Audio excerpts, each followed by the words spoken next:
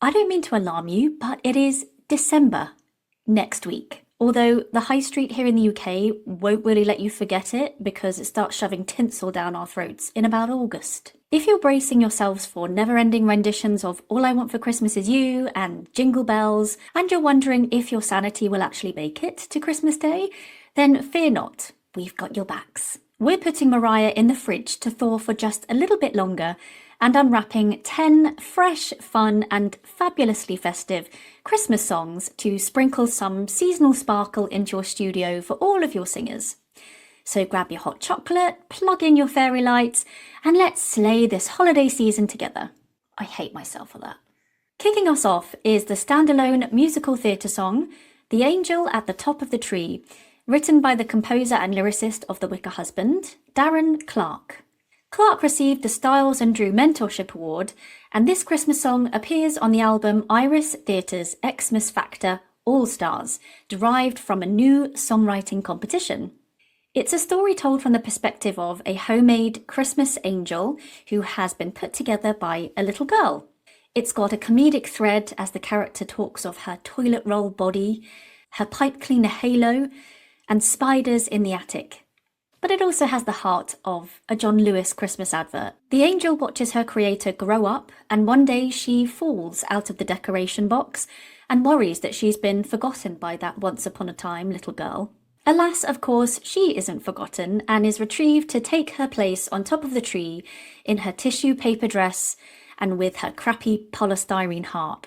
It's quite a conversational song with a vocal range approximately between A-flat-3 and F5. A lot of the song hangs around that C4 to B4 area, so quite a good song for navigating thicknesses and perhaps a lighter belt moment, even for somebody who actually prefers a little bit of M2 dominance in their singing. It's a great song for a comedic actor, and definitely one that would welcome the singer's own accent. It can also be found on the ABRSM syllabus for Grade 6 Singing for Musical Theatre. If you like the vibe that Britney and Ariana have brought us in recent years, then why not check out Sabrina Carpenter's Santa Doesn't Know You Like I Do, from her album Fruitcake. The vocal range is approximately A-flat-3 to C5 and has a lot of stylistic qualities to explore, as well as being free from the innuendo and smut that we have come to know and love from Sabrina.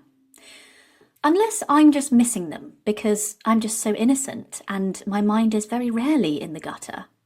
There isn't anything too extreme here, but the song is peppered with aspirate singing, more adducted sounds, yodel flips, which can be really great for someone starting to understand the movement of the transition, and riffy parts. There is also a spoken section, which I can imagine most singers probably avoid doing live, but maybe that's a good confidence challenge. If someone asks me what I'll be doing this New Year's Eve, I have a simple plan already in place. A glass of bubbly with dinner, dressed in my comfies, and then off to bed by 10:30 to welcome the new year in at midnight when I'm woken up by the sound of fireworks. Bah humbug. But what are you doing New Year's Eve? That's the name of song number 3, and one which has been covered by loads of artists, from Ella Fitzgerald, Donny Osmond, Rufus Wainwright, to Casey Musgraves, Norah Jones, and Idina Menzel. So this could appeal to many different singers across styles. The writer, Frank Loesser, never intended this to actually be a festive number, but instead set it in the spring, telling the story of someone in love who is making maybe premature or assuming plans for that new year. According to his daughter, in her book, A Most Remarkable Fella, Frank Loesser and the Guys and Dolls in His Life, he apparently used to get quite annoyed when it was sung at Christmas, so sorry, Frank. But at least we can add it to our spring and summer list too. Coming up are 2 bangers by Sia from her Christmas album, Every Day is Christmas. Number 4 is Candy Cane Lane, a fun, upbeat, holly jolly song about colourful lights and candy canes and celebration at Christmas. The vocal range is approximately G3 to C#5 and has some really interesting technical parts to explore, actually. It has some descending patterns. It's the best, so get dressed, I'll impress.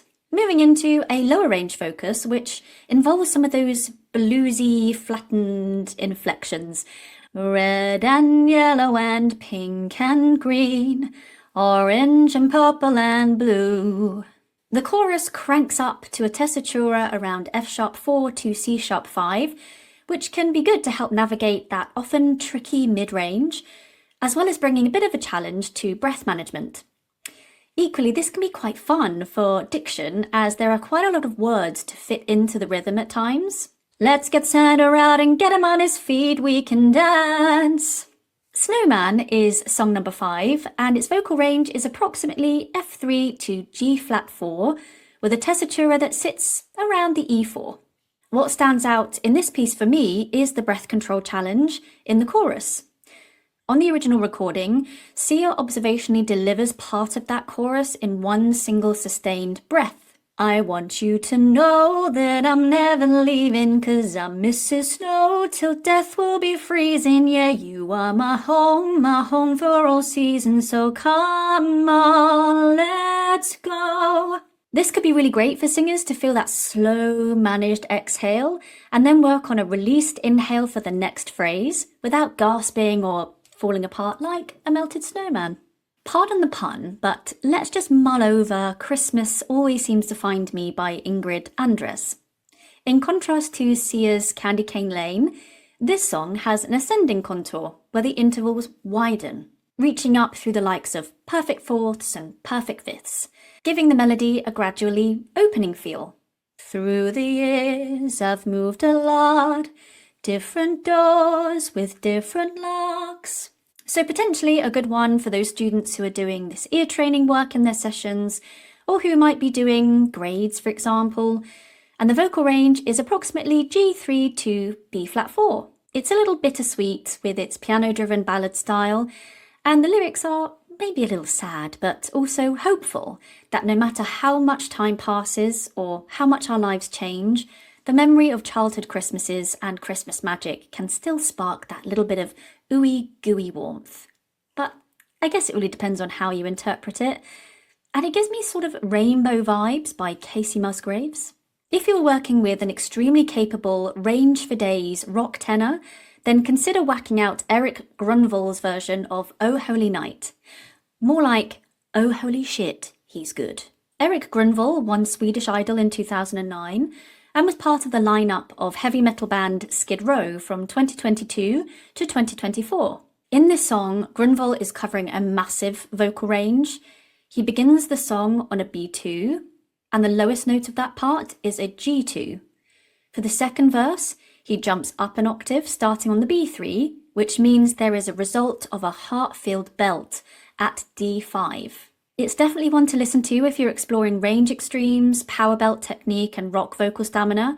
You just really need to go and listen to it, to be honest, and crank it up.